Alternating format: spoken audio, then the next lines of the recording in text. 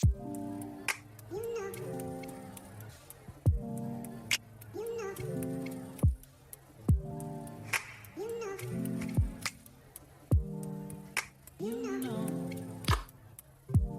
Friends, good morning, welcome back to my channel Shobhanish world.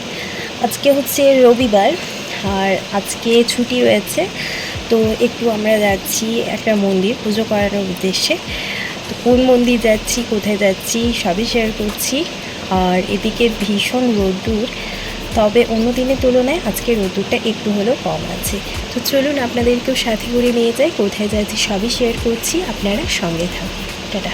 আচ্ছা, তো আমরা বেরিয়ে পড়েছি। বেরিয়ে পড়ার পর আমরা কিছু দূর এসে একটা ফলের দোকানে সেখানে কিছু ফল কিনে নিচ্ছি। যেহেতু পুজো করানোর উদ্দেশ্যে বেরিয়েছি, তাই পুজোর ফলগুলো এখান থেকে নিয়ে নিলাম। আর বড় বাজারের দিকে সেভাবে যাব না সেজন্য।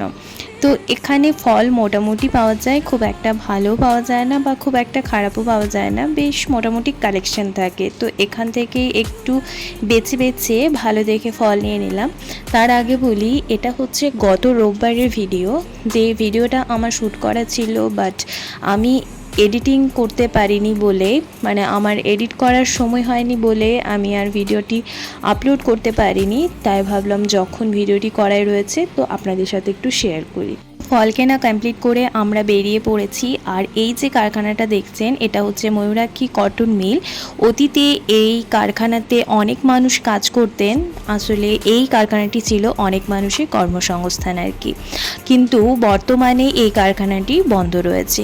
যাই হোক, আমরা বেরিয়ে পড়লাম ভরা রোদ্দুর মাথায় নিয়ে। আর বাঁ পাশে রয়েছে আমাদের পাঁচড়া রেল স্টেশন, যেটা আমাদের বাড়ি থেকে সব থেকে সামনে রয়েছে স্টেশনটি। যাই হোক, বাড়ির সামনে ঠিক নয়, রেল স্টেশন বলতে আমাদের পাঁচড়া স্টেশন রয়েছে ঠিকই, তবে আমাদের বাড়ি থেকে যোগাযোগ ব্যবস্থা ট্রেনের জন্য খুবই খারাপ। যাই হোক, একটু তেল ভরিয়ে নিচ্ছি রাস্তার যে পাম্পটি রয়েছে সেখান থেকে, কারণ আমাদের বাড়ি থেকে রাস্তা মোটামুটি অনেকটাই, সেজন্য তেল দেখলাম একটু কম রয়েছে, তাই তেল নিয়ে নিলাম কিছুটা। তারপর পুনরায় মন্দিরের উদ্দেশ্যে রওনা দিলাম। আর এই যে নদটা দেখছেন, এটা হচ্ছে শাল নদী। তো এই নদীতে বর্ষাকালে কিন্তু প্রচুর বন্যা হয়। এখন তো বন্যা তো দূরের কথা, বৃষ্টিরই নাম নেই। এত ভরা রোদ্দুর যে আর পারা যাচ্ছে না, এত ভীষণ গরম।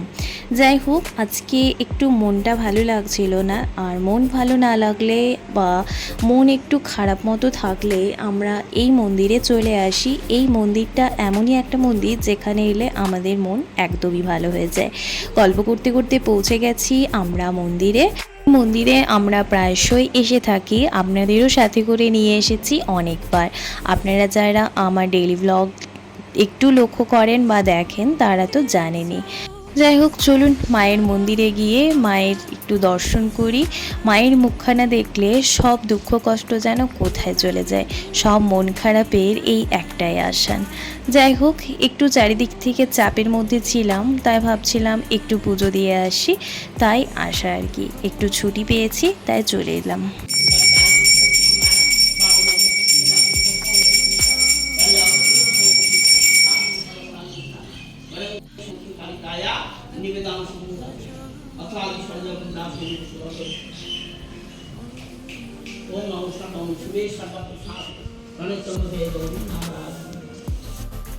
আজকে দেখুন কত ফুল দিয়ে এই ফুলের সাজিটি সাজানো, কি সুন্দর লাগছে না এই পদ্ম ফুলগুলোর জন্য।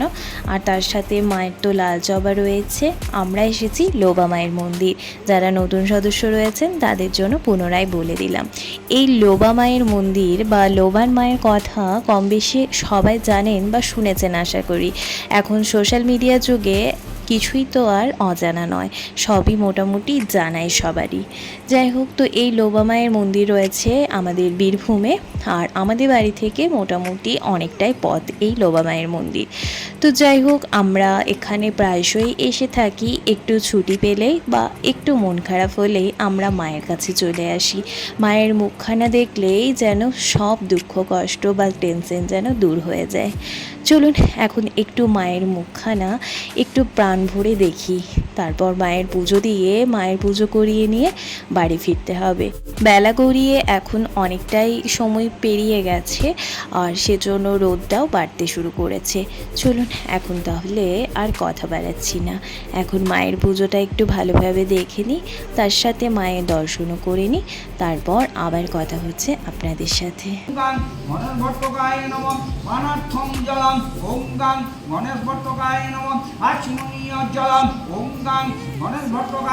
মোটামুটি অনেকটা সময় বসে রইলাম মায়ের মন্দিরে। এখন প্রায় 12:30 থেকে 1:45 মতো বাজতে যাচ্ছে।